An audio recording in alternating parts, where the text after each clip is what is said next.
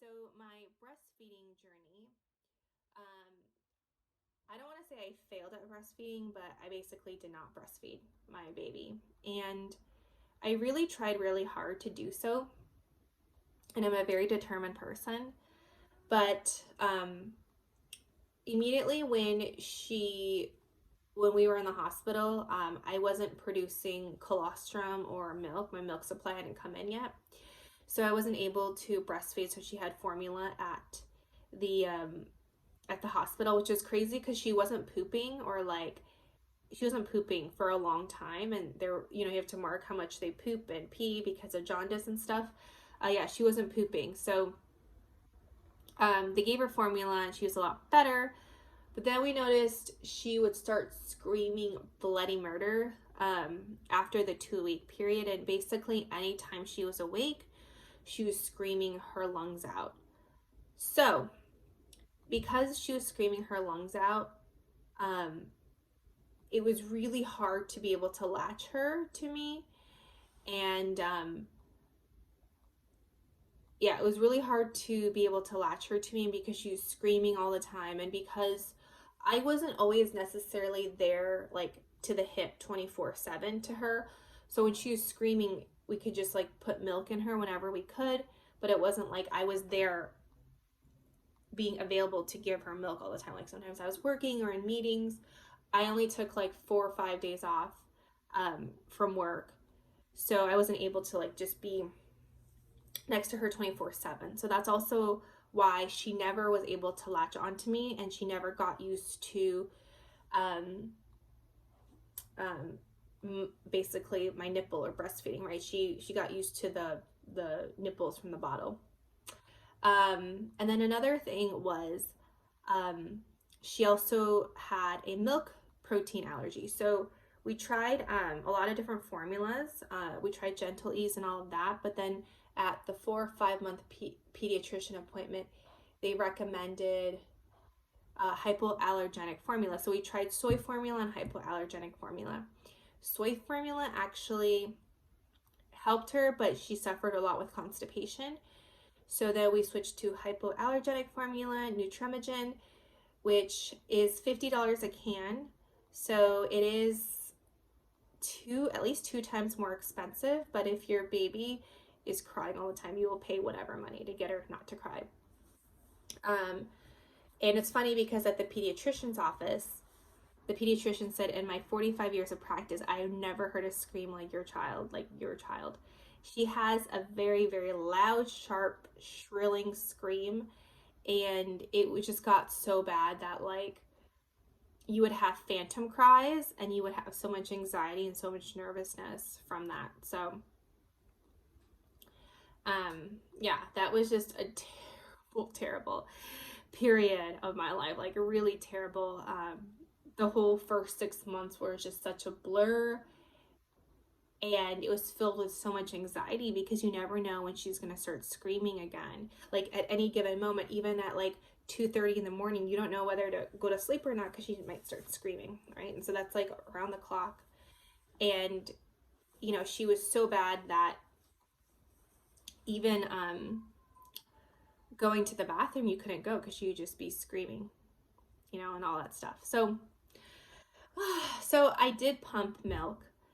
And I wish I did it more consistently and was a little bit more aggressive with it. But because she was drinking hypoallergenic formula, we stopped giving her breast milk. And then my milk supply just completely went down.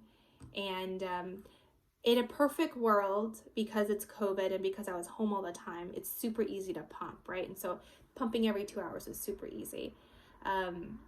So I would give her like 6 to 8 ounces of breast milk. No, 9 ounces of breast milk a day, and then whatever ounces of her formula. But then eventually, yeah, my milk supply completely decreased drastically, and it was kind of interesting. It was a weekend where I didn't pump at all. I was like self squeezing, I guess.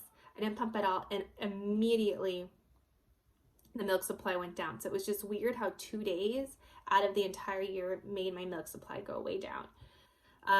So now I'm trying to kind of bring it back up because I want to have some milk for her once I get the vaccine so she can get some of the antibodies. But it's pretty ridiculous how much I'm getting, like probably 1 to 2 ounces a day, just because my supply is completely dried up. But breastfeeding, if you are breastfeeding, is so, so, so hard.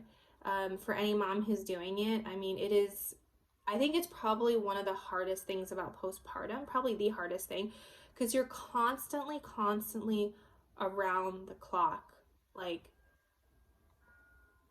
on around the clock, you have to cater to your baby, and you can never get a break because you are the food supply. So yeah, I would just say, I don't know if I would, if I had another child, if I would breastfeed again, but I would definitely pump. And I got the LV pump, which is amazing. And if I were to do this all over again, I would definitely buy a lot of the containers that the milk is. I would just buy like as many as possible so I don't need to wash them every time. And I would just throw them in the sink, throw them in a bag or something, and then wash them like every other day or wash them a couple times a week, because just washing it just takes forever. And you really want to eliminate steps like that. And even if you have more money, just get 2 sets of LV pumps. Like, so you have 4 LV pumps, and just have them continuously charged, so you don't have to keep charging and charging and bringing and charging and bringing and charging, or keeping like a set in your car or just somewhere in your purse, so you don't have to keep transferring all of that. Like if money wasn't an issue to do that, obviously the pumps are really expensive, so I guess it depends on that. And yeah, breastfeeding is really, really, I mean, it's a really difficult journey, and it's just like you can never get a full 3 hours of sleep even, because your boobs are hurting all the time. And I did at one point wake up in the middle of the night and pump, and it was just like, it's not worth it. My mental health, my sanity, I was suffering a lot with anxiety. It's not worth getting up every 2 hours just to pump. So that was that. Yeah, so breastfeeding, hard journey. Kudos to moms who are doing it.